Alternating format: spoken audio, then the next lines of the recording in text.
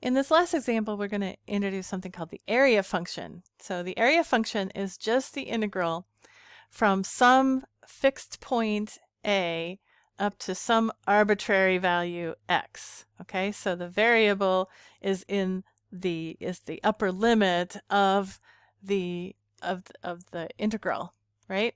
So we're just integrating a function from some fixed point to x, and we're letting x vary. All right, so but it's just area, right? So let's take a look at this example. I think it'll make more sense, hopefully. So all right, so example 6, where we have the area function. It's the same that we just saw up above. The lower limit of integration is 0, right? So we're integrating from 0 to some arbitrary x value, and we're given that f of t is 5 minus t. Now that's just a straight line with a y-intercept of 5 and a slope of -1. So let's draw what that looks like. I can just start here at 5, and I need a slope of, let's see, will that work? A slope of -1. Okay, so that's the line 5 minus t, right? Okay, so now if I want to find the area, I'm going to use this area function, and so a at 0, the area at 0, right? That, just think about it, I'm just replacing, here, I'll maybe write it here. So a at 0 is just equal to the integral from 0 to 0 of this f of t dt. Okay? That's all there is to it. Now, from 0 to 0, you haven't gone anywhere. So the area is 0 there. Okay? Now, a at 1 is equal to the integral from 0 to 1, right? We're just varying that upper limit of the integral, f of t dt, right? That's a at 1. So now we can use the graph here, and we can find that area. I'm just going to partition that off, and you can see we have a trapezoid, and it looks like that area is, let me see, can I write sideways? 4.5, right? So we have each square is 1 unit. So we have 1, 2, 3, 4 units, and then a half a unit here up the top. So this next value is going to be 4.5. Okay. Now notice we're always integrating from 0. So when I go to 2, right, I'll put a little partition in there. I want the area from 0 to 2. So I want all of that area from 0 to 2. Okay. So now I could just find the area of the trapezoid, the whole trapezoid. Here, I could show you. I could find the area of this whole trapezoid if I want to, right? This whole trapezoid. I could find that whole area if I wanted to, or I could just break it into 2 parts and just take the 4.5 and add on the area of that next part.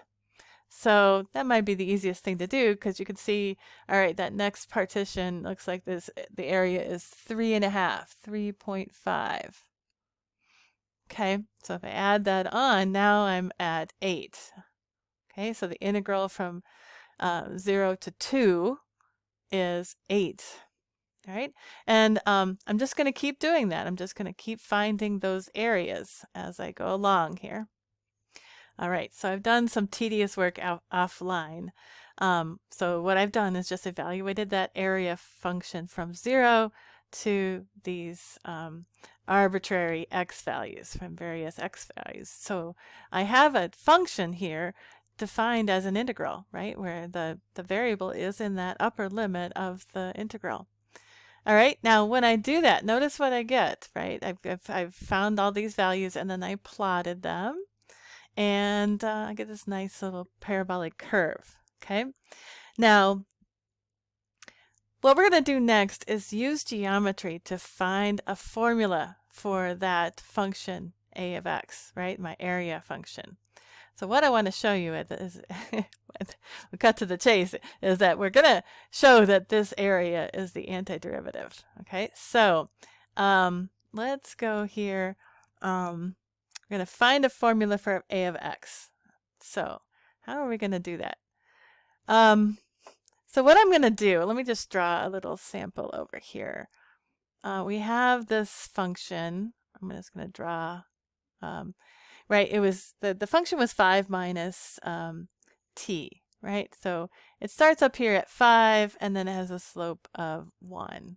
Okay, so I'm just trying to, so I'm starting here at 5, and then at some arbitrary value, I'm going to call it x, all right? This is f of t, and x is my arbitrary value. So this is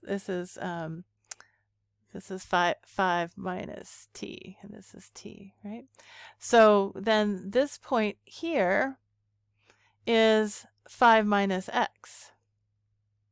Okay, that point here, there is 5 minus x, which is essentially the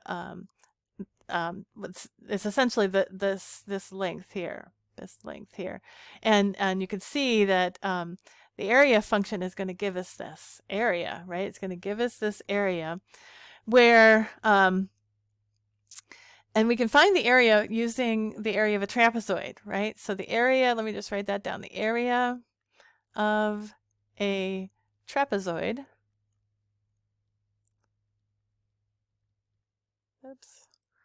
trapezoid is 1/2 the sum of the bases, b1 plus b2, right? That's just the average of the bases, and then times the height.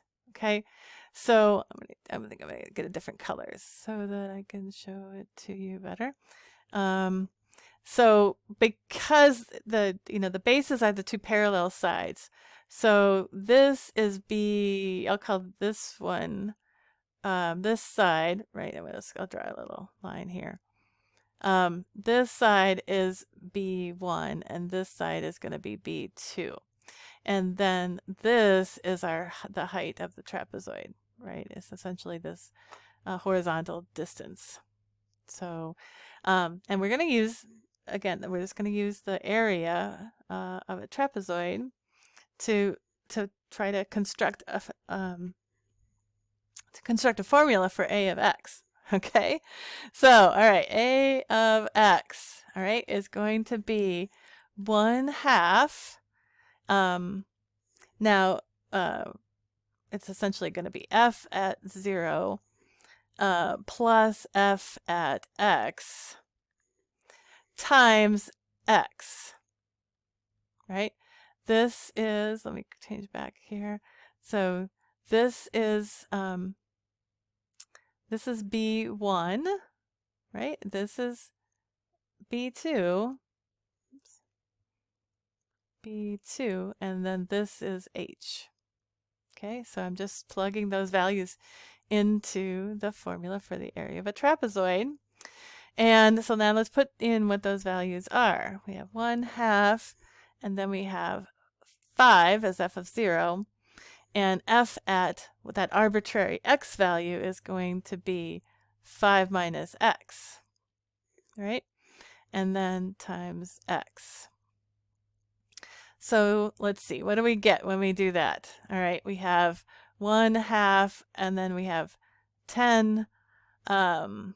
Because we have 5 plus 5 minus x, okay, times x.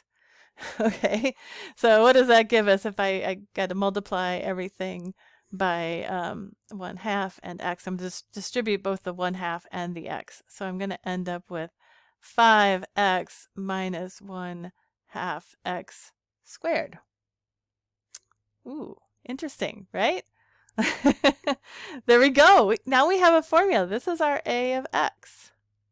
All right, and that's an antiderivative. That is an antiderivative of the original function, which was 5 minus, well, it was 5 minus t, but it's the antiderivative of 5 minus t, right? Because we want to show, now we want to verify that the derivative, right, a prime of x, right, if this truly is an antiderivative, then when I take the derivative of this, I should get back the original function that I was integrating, right? And so if I take the derivative of this, the derivative of 5x is 5, and then the derivative of the minus 1/2 x squared is going to be minus x.